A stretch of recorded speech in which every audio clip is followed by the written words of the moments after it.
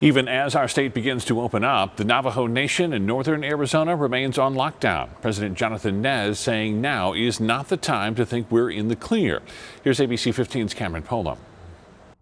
Vehicles lined the road outside the small Navajo Nation town of Enith Thursday, a remote area on the edge of the Utah border, like many others, desperate for supplies. We started out in Arizona, Tisna's bus earlier, and now we're in Enith, and then the next stop along the way, Blanding, all the way back into Mexican water. In less than an hour, hundreds showed up for the help. Fresh produce donated by Southern Arizona farmers now finding their way into their cars. Even just with a box of food can help go a long way into keeping our citizens at home, because right now the safest place to be is at home. As Arizona and New Mexico begin opening up their economies, Navajo Nation continues to lock itself down, extending its weekend curfews for the 6th straight week.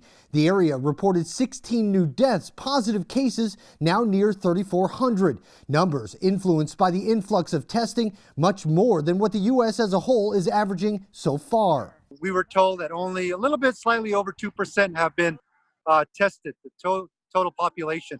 Whereas here on Navajo, 8% of our people here on the Navajo Nation have been tested. President Nez says the Abbott Now rapid tests are nearly depleted, tests that deliver results in less than 15 minutes, and getting more won't be easy. Right now, the company has a backlog.